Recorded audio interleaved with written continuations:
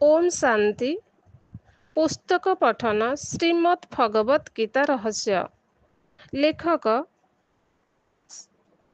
ब्रह्मा कुमार सुधांशु शेखर मिश्र। तृतीय अध्याय। साधारणतः ऐतिहासिक घटनावली को वृत्तांत बोली कुहाଯାଏ। एठारे ध्यान देवा कथा जे वृत्त साइकेल एवं अंत एंड ए दुई शब्दर सम्मिश्रणरे वृत्तांत शब्दर सृष्टि अर्थात घटनाक्रम वृत्ताकार गति करे एवं जेउठू आरंभ होइथाए सेठारे ही तार अंत हुए और पुणी पूर्व घटना सेही बिंदुरु ही आरंभ हुए। तेणु गोटिए वृत्त अंत हेबा परे सेही घटनार पुनरावृत्ति हेउथिबारु प्रत्येक घटना को वृत्तांत बोली कुहाଯାଏ एवं प्रति थर सेही घटना समूह अविकल भावरे सेही गोटिए निर्दिष्ट बिंदुरु आरंभ होई शेष हेउथिबारु एही प्रक्रिया को पुनरावृत्ति बोली कुहाଯାଏ। संसारर प्रत्येक वृत्तांत कार्य कारणरू अतुट एवं अनादि श्रृंखलार श्रृंखलित होइछि। तेणु प्रत्येक घटना परवर्ती घटना सहित संबंधित। गोटिए कार्य पुनरावृत्ति हेले अन्य समस्त कार्य मध्य पुनरावृत्त हेब। सी समस्त पूर्वापर तथा प्रभावोत्पादक प्रभावित संबंधरे परस्पर श्रृंखलित होई रहिछि। एथिरु प्रमाणित जे 5000 वर्ष पूर्वे संगठित होइथिबा महाभारत युद्ध इतिहासर पुनरावृत्ति सिद्धांत अनुसारे पुनश्च समयर चक्ରରେ गति करी आम आड़कू माड़ी आसुछि। केउं मुहूर्त्तरे जे आमे एक महाविनाशकारी युद्धर सम्मुखीन हेबा से कथा किए कहिब। सेथिपाई आमकू समयर आह्वान को बुझी आगामी सत्ययुगीय दैवी साम्राज्यर योग्य दायाद रूपे निजको प्रस्तुत करने हेब। प्रचलित धारणा अनुसारे कली युगर आयु 43,200 वर्ष बोली स्वीकृत होइछि। एही अनुसारे कली युगर 2 गुण द्वापर 3 गुण त्रेता और 4 युग सत्य युगर आयुर परिमाण बोली विश्वास करा जाए। महाभारत ग्रंथर वर्णना अनुसारे महाभारत युद्ध परे परे कली युगर आरंभ हैला। तेणु वर्तमान कली युगर आयु 5000 वर्षरु किछि अधिक हेउछि। एही हिसाबरे कली युगर आयु आहुरी 4,27,000 वर्ष बाकी रहिला। वर्तमान विचार करा जाई जदि 5000 वर्षर पृथ्वी रे एही अवस्था तेबे एही क्रमरे आगामी 4,27,000 वर्षरे सृष्टिर की दशा हेब। पुराण शास्त्रकार मानकर कली युगर जहा चिन्ह और लक्षण सबु वर्णना करा जाइछि से सबु वर्तमानर सामाजिक अवस्था को इंगित करे। तेणु युगर आयु गणना संबंधरे प्रचलित मान्यता त्रुटिपूर्ण बोली मने हुए। ज्योतिष पाई हुए तो एही आयु गणना ठीक होई पारे, किंतु इतिहास रे एहार प्रयोग एक मारात्मक भूल हेब। ज्योतिषर संबंध चंद्र सूर्य और नक्षत्र मानक सहित मानव इतिहासर सामाजिक राजनैतिक और धार्मिक अवस्था सहित एहार कौनसी संबंध नाही। मानव समाजर विभिन्न अवस्था अनुसारे युगर नामकरण सत्य त्रेता द्वापर और कली रखा जाए। अतीतर विभिन्न कालखंड को चिन्हट करने इतिहास प्रस्तर युग कांस्य युग ताम्र युग लौह युगरे मध्य विभाजित करिछि। ए कथा मध्य विचारणीय जे इतिहासर अर्थ कौन। इति युक्तक ह युक्तक आस एहीपरि इतिहास शब्दर व्युत्पत्ति करा जाए। एहार अर्थ एहीपरि घटना घटिथिला, तेणु इतिहास रे अतीत विषय प्रसंग ही स्थान पाए।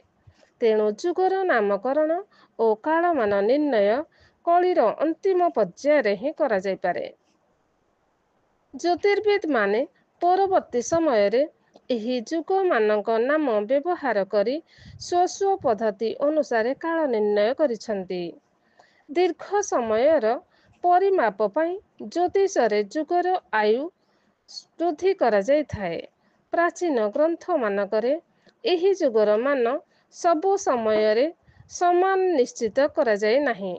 କେତେବେଳେ ବିଭିନ୍ନ ସଂଖ୍ୟା ଦ୍ୱାରା ଗୁଣନ କରି ଯୁଗ ଆୟୁକୁ ବଢ଼ାଇ ଦିଆଯାଇଛି ତ କେତେବେଳେ ଏକ କ୍ଷୁଦ୍ର କାଳଖଣ୍ଡକୁ ମଧ୍ୟ ଯୁଗର ମାନ୍ୟତା ଦିଆଯାଇଛି। ଉଦାହରଣ ସ୍ୱରୂପ ବେଦାଙ୍ଗ ଜ୍ୟୋତିଷ ପ୍ରତି 5 ବର୍ଷର କାଳଖଣ୍ଡକୁ ଗୋଟିଏ ଯୁଗର ଆଖ୍ୟା ଦେଇଛି। ଯୁଗସ୍ୟ ପଞ୍ଚବର୍ଷସ୍ୟ କାଳଜ୍ଞାନମ୍ ପ୍ରଚକ୍ଷତେ। ବେଦାଙ୍ଗ ଜ୍ୟୋତିଷ। କୌଟିଲ୍ୟ ଅସ୍ତ୍ରଶାସ୍ତ୍ର ଜୈନୀମାନଙ୍କର ଜ୍ୟୋତିଷ ଶାସ୍ତ୍ର ସୂର୍ଯ୍ୟ ପ୍ରଜ୍ଞପ୍ତି ଓ ବାୟୁ ପୁରାଣରେ ଏହି ଯୁଗମାନର ଉଲ୍ଲେଖ ମିଳେ। କାଶ୍ୟପ ସଂହିତା, ତୈତ୍ତିରୀୟ ତଥା ଆରଣ୍ୟକ ଇତ୍ୟାଦିରେ 6ଟି ସମ୍ବତ୍ସର ଯୁଗ 60 ବର୍ଷର ଉଲ୍ଲେଖ ରହିଛି। ବାୟୁ ପୁରାଣ, ବ୍ରହ୍ମାଣ୍ଡ ପୁରାଣ ଓ ଲିଙ୍ଗ ପୁରାଣରେ 3030 ମାନବୀ ବର୍ଷରେ ଏକ 87 ବର୍ଷର ଯୁଗ କଥା କୁହାଯାଇଛି। କେତେକ ଜ୍ୟୋତିର୍ବିଦଙ୍କ ମତରେ ପୁରାଣ କାଳରେ 108 ବର୍ଷର ପିତୃଯୁଗ ପ୍ରଚଳନ ଥିଲା। ସ୍ୱୟଂଭୁବ ମନୁଙ୍କ ସମୟରେ 216 ବର୍ଷରେ ଗୋଟିଏ ଯୁଗର ପରିକଳ୍ପନା କରାଯାଇଥିଲା। ଏହା ମନୁଯୁଗ ନାମରେ ପ୍ରଖ୍ୟାତ। ଏହିପରି 324 ବର୍ଷର ବିଶ୍ୱାମିତ୍ର ଯୁଗ, 3240 ବର୍ଷରେ ଏକ ମହାଯୁଗ, 8 ବର୍ଷରେ ଗୋଟିଏ ବସୁ ଯୁଗ ଓ 11 ବର୍ଷରେ ଏକ ରୁଦ୍ର ଯୁଗ, 19 ବର୍ଷରେ ଦୀର୍ଘାତ୍ମା ଯୁଗ ଆଦି ବିଭିନ୍ନ ଯୁଗର ନିର୍ଣ୍ଣୟ ପ୍ରାଚୀନ ଗ୍ରନ୍ଥମାନଙ୍କରେ ଦେଖିବାକୁ ମିଳେ। ପ୍ରସିଦ୍ଧ ଜ୍ୟୋତିର୍ବିଦ୍ ଆର୍ଯ୍ୟଭଟ୍ଟ 4,32,000 ବର୍ଷର ଏକ ବୃହତ୍ କାଳଭାଗକୁ ଗୋଟିଏ ଯୁଗର କାଳ ମନେକରି ତାଙ୍କ ଗଣନାରେ ଏହି ମାନକୁ ବ୍ୟବହାର କରିଛନ୍ତି। ତାଙ୍କ ମତରେ ପ୍ରତ୍ୟେକ ଯୁଗ ଆୟୁ ସମାନ ଅଟେ। ତାଙ୍କ କାଳ ଗଣନା ପଦ୍ଧତି ଅନୁସାରେ 432 ବର୍ଷରେ ଗୋଟିଏ ଯୁଗପାଦ ବା କଳି ହୁଏ। ତେଣୁ 4 ଯୁଗର ପରମାୟୁ 432 × 4 ସମାନ 1728 ବର୍ଷ। କିନ୍ତୁ ଗଣନାର ଦୀର୍ଘ ସମୟର ପରିମାପ ପାଇଁ ସେ ପ୍ରତ୍ୟେକ କଳିରେ 1000 ଗୁଣନ କରି 4,32,000 ବର୍ଷର ଏକ ଦୀର୍ଘ ସମୟାବଧି ବିଶିଷ୍ଟ ଯୁଗର ପରିକଳ୍ପନା କରିଛନ୍ତି।